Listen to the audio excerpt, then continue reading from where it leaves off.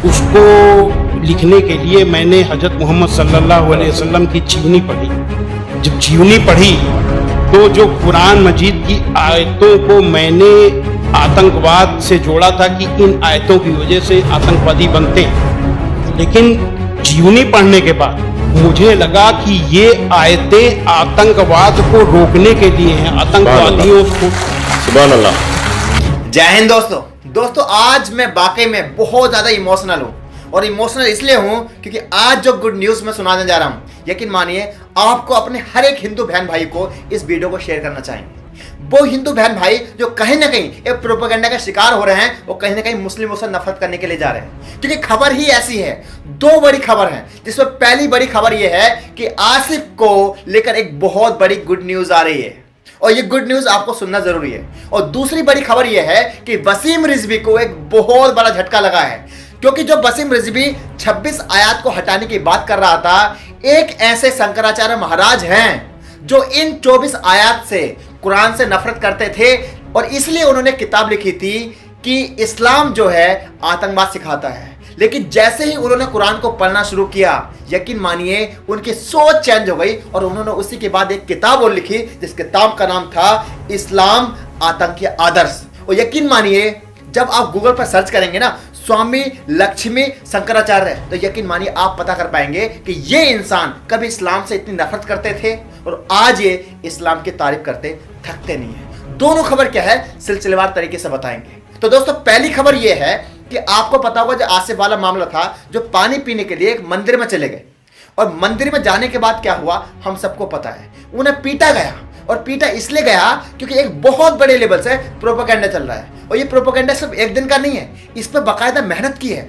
6 साल के अंदर गोदी मीडिया ने सुबह शाम दिन रात, मतलब आंधी तूफान कुछ भी आ जाए, बस प्रोपेगेंडा को बरकरार चलाया है और कहीं ना कहीं लोगों के दिमाग में डालने की कोशिश की गई है कि देखिए इस्लाम जो है आपसे नफरत करना सिखाता है, मुस्लिम जो है आपके कभी नहीं हो सकते। हुआ क्या, आसिफ को बुरी तरीके से पीटा गया। लेकिन दोस्तों होता क्या है कि नैरेटिव बना लिया जाता है, कहीं ना कहीं मुस्लिम कौम के अंदर एक डर पैदा होता है, क्या वाकई में मुस्लिम जो है इस देश के अंदर सुरक्षित नहीं है। बट दोस्तों यकीन मानिए जब मैं आपको खबर सुनाऊंगा ना, आपको अपने देश से और अपने देश के जो हिंदू बहन भाई है ना, उनके लिए और इज्जत बढ़ जाएगी। एक्चुअल में आसिफ के नाम पर 10 लाख की फंडिंग हुई है और ये फंडिंग की है एक वेबसाइट में, जिसने आसिफ को 10 लाख रुपए डोनेशन दिए और जिस वेबसाइट का नाम है केटो वेबसाइट। और आपको पता है ये 648 लोगों ने 10 लाख रुपए डोनेट किए हैं आसिफ को। साथ ही साथ इसमें जो सबसे बड़ी डोनेशन है, सबसे बड़ी ट्रांजैक्शन है, वो एक्चुअल में हमारे हिंदू बहन भाइयों की है। यानी यहां से समझिए कि कितने बड़े लेवल पर नफरत चल रही है, चाहे वो वसीम रिजवी जैसे लोग हों, चाहे वो नरसिंहानंद सरस्वती जैसे लोग हों, लेकिन इसके बाद भी हमारे जो समझदार लोग हैं वो कहीं ना कहीं इनके बहकावों में नहीं आ रहे। ये एक बहुत बड़ी गुड न्यूज़ है। मुझे लगता है इस न्यूज़ को आपको हर जगह शेयर करनी चाहिए। और दूसरी खबर बताने वाला हूँ, यकीन मानिए बहुत ज़्यादा आप खुश हो जाओगे। एक्चुअली में आपको पता होगा जो वसीम रिजवी है वो 26 आयत को हटाना चाहता है।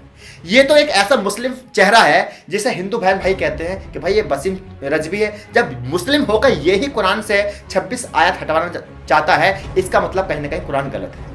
इसी के बाद आपको पता होगा जो नरसिंहानंद सरस्वती हैं, जो कि आप इनकी तस्वीर देखते हो, ये भी इस्लाम के खिलाफ बहुत जहर फैलते हैं। यानी एक तरफ वसीम रिजवी और एक तरफ ये, तो इसलिए कहीं ना कहीं हमारे जो सीधे बहन भाई हैं, सपोज करो मेरी उम्र 15 साल है और मेरा नाम आकाश शर्मा है, तो मैं भी इनके प्रोपेगेंडे में आ सकता हूँ, क्योंकि कुरान तो मैंने पढ़ा नहीं। मुझे लगेगा यार कि नरसिंहानंद सरस्वती जो मेरे अपने हैं, अगर ये इस्लाम की बुराई करते हैं तो वाकई में कुछ ना कुछ कमी तो होगी इस्लाम के अंदर। और उसी के बाद जब वसीम रिजवी खुद एक मुस्लिम होकर बुराई करता है तो कुछ ना कुछ कमी होगी, तो मैं बहकावे में आ सकता हूँ। और आईटी सेल और जो गोदी मीडिया है, जो बीजेपी की टीम है, वो इस पर लगातार मेहनत कर रही है। लेकिन दोस्तों कहते हैं ना कि जब कुछ बुराई होती है तो अच्छाई ऊपर वाला भेजता है। हुआ क्या, स्वामी लक्ष्मी शंकराचार्य, इनकी एक वीडियो वायरल हो रही है। और ये कौन है? ये वही है जो एक समय इस्लाम से नफरत करते थे और जब नफरत करते थे तो इन्होंने भी इन्हीं आयत का हवाला दिया था, यानी 24 आयत का हवाला दिया था और इन्होंने कहा था कि इन 24 आयत को देखकर मैं इस्लाम से नफरत करता था। और ऐसी नफरत करते थे कि इन्होंने कुरान के ऊपर एक किताब लिखी थी, इस्लाम के ऊपर किताब लिखी थी, जिस किताब का नाम था इस्लामिक आतंकवाद या इतिहास, इस्लामिक आतंकवाद का इतिहास। आप ये उनके मुंह से खुद सुनिए। दंगे क्यों होते हैं? बल्लाज मधोक, जो बुजुर्ग लोग हैं उनको जानते होंगे, बल्लाज मधोक को, उन्होंने एक लेख लिखा था और कुरान मजीद की कुछ आयतें दी थी। तो वो आयतें देखने के लिए कि क्या वास्तव में सही है कि नहीं, मैं इलाहाबाद में एक दुकान में गया और मौलाना फतेह मोहम्मद खान साहिब जालंधरी और मौलाना अब्दुल पारिक साहब की हिंदी का अनुवाद ले आया और उसमें हमने देखा तो वो कुरान मजीद की वो आयत वैसे ही मौजूद थी। तो मुझे लगा कि ये बात सही है और मैंने किताब लिखी इस्लामिक आतंकवाद का इतिहास। बाला साहब ठाकरे को बहुत पसंद आई, उन्होंने उसका अंग्रेजी ट्रांसलेशन कराया, the history of Islamic terrorism के नाम से। तो दोस्तों आपने सुना, यानी ये खुद इन्होंने किताब लिखी थी, इतनी नफरत करते थे और ये किताब जो है बाला ठाकरे साहब उनको भी पसंद आई थी और इसको इंग्लिश में ट्रांसलेट करके एक किताब बनाई गई थी, the history of Islamic terrorism. और हुआ क्या, उसी के बाद इनकी जिंदगी में बदलाव कैसा आया? बदलाव ऐसा आया कि इन्हें एक ऑफर आया कि आप अमेरिका के ऊपर एक किताब लिखिए कि अमेरिका को इस्लाम से खतरा है, और इसके लिए इन्हें बड़ी किताब की जरूरत थी और उसके साथ बड़ी रिसर्च की जरूरत थी। और हुआ क्या, जैसे ही इन्होंने रिसर्च के लिए कुरान को पढ़ना शुरू किया, मोहम्मद सल्लल्लाहु अलैहि वसल्लम की जिंदगी को पढ़ना शुरू किया, तो यकीन मानिए इनके सारे डाउट्स क्लियर हो गए, इनकी आंखों में आंसू आ गए और उसी के बाद इनकी जो नफरत थी वो सारी की सारे खत्म हो गई। और इन्होंने खुद कहा कि किताब पढ़ने से पहले मैं समझता था कि इस्लाम आतंकवाद सिखाता है, और किताब को पढ़ने के बाद इन्होंने खुद कहा कि इस्लाम आतंकवाद सिखाता नहीं, आतंकवाद को खत्म करता है। आप ये इनके मुंह से सुनिए। बाद में एक सज्जन ने, अब मैं वहाँ आ रहा हूँ कि मेरा सोच कैसे बदला। मुंबई के एक व्यापारी ने मुझसे कहा कि स्वामी जी आप जो काम कर रहे हो उसमें फ़ंड की ज़रूरत है, फ़ंड आपको नहीं मिल रहे, आप ऐसा करिए किताब इस्लाम पर लिखिए अमेरिका के लिए कि वास्तव में इस्लाम से अमेरिका को खतरा है, तो आपको अच्छा खासा आपको वहाँ से रॉयल्टी मिलेगी, आपके सारे काम चल जाएंगे। लेकिन वो बड़ी किताब होनी चाहिए। उसको लिखने के लिए मैंने हज़रत मोहम्मद सल्लल्लाहु अलैहि वसल्लम की जीवनी पढ़ी। जब जीवनी पढ़ी तो जो कुरान मजीद की आयतों को मैंने आतंकवाद से जोड़ा था कि इन आयतों की वजह से आतंकवादी बनते हैं, लेकिन जीवनी पढ़ने के बाद मुझे लगा कि ये आयतें आतंकवाद को रोकने के लिए हैं, आतंकवादियों को। सुभान अल्लाह। किसी भी हम यहाँ जो गैर मुस्लिम भाई होंगे उनको मैं बताऊं कि आयत का मतलब समझने के लिए जरूरी है कि आयत क्यों और किन परिस्थितियों में आई। ये जब जानेंगे तभी सही अर्थ मालूम होगा। तो ये जानने के बाद मैंने एक दूसरी किताब लिखी, इस्लाम आतंक या आदर्श, यानी इस्लाम में आतंक नहीं, आदर्श ही आदर्श है। तो दोस्तों आपने सुना, यानी ये इन्हीं के शब्द हैं। और साथ ही साथ इसके बाद इन्होंने एक किताब लिखी समाज को मैसेज देने के लिए, जिस किताब का नाम था तुम्हारे की इस्लाम आतंक या आदर्श।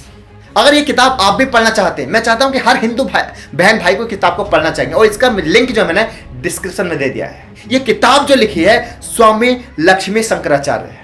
अब मैं क्या समझाने की कोशिश कर रहा हूं, ये समझाने की कोशिश कर रहा हूं कि आपके सामने आपका ये लड़का है 12, 13, 14 साल का, जो सोशल मीडिया पर नहीं है, बस जुड़ना चाहता है और वो जो है धर्म के बारे में जानना चाहता है। एक तरफ नरसिंहानंद सरस्वती कहते हैं कि इस्लाम जो है गंदगी है, इस्लाम जो है मतलब कहीं ना कहीं लोगों को अलग करता है और इस्लाम जो है देश के लिए खतरा है। और एक तरफ स्वामी लक्ष्मी शंकराचार्य हैं जो वो कहते हैं कि एक समय मैं भी नफरत करता था इस्लाम से, बट इस्लाम को पढ़ने के बाद मैं इसका बहुत बड़ा फैन हो गया। तो आप किसकी बात को मानेंगे? आपका बच्चा किसकी बात को मानेगा? आपके पास दो ऑप्शन है। एक वो ऑप्शन जो बंदा समाज के अंदर कहीं ना कहीं इस्लाम से तोड़ने की बात कर रहा है, और एक बंदा कह रहा है कि भाई मैं पहले मेरी भी ये सोच थी बट मेरी सोच चेंज हो गई है। अब आप कहोगे यार कि भाई हम कैसे भरोसा कर लें, हम कैसे भरोसा कर लें?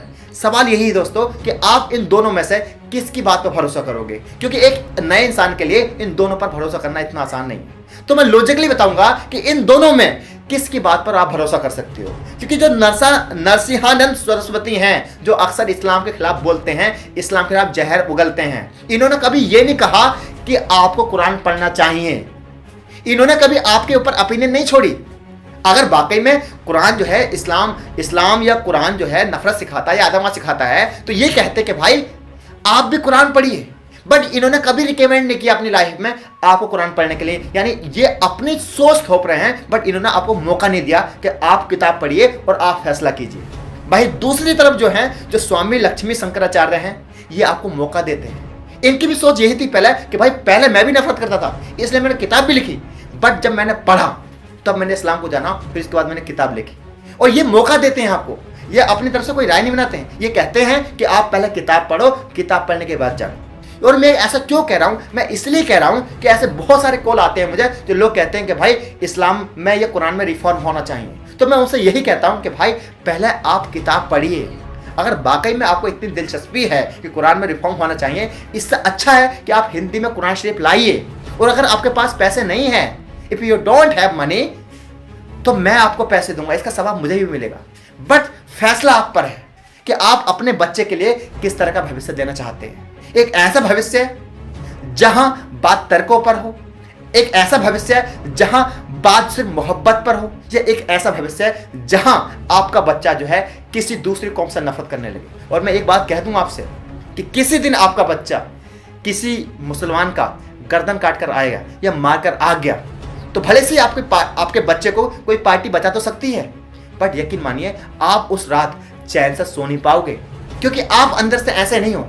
आपका दिल कहेगा कि यार मेरे बच्चे ने गलत किया है। इसलिए मुझे उम्मीद है कि आप इस वीडियो को ज़्यादा से ज़्यादा शेयर कीजिए, और कम से कम YouTube पर इतना कीजिए कि आप YouTube पर स्वामी लक्ष्मी शंकराचार्य सर्च कीजिए। यकीन मानिए सारे डाउट्स क्लियर हो जाएंगे। मुझे उम्मीद है ये वीडियो आपको पसंद आई होगी। तब तक के लिए जय हिंद दोस्तों।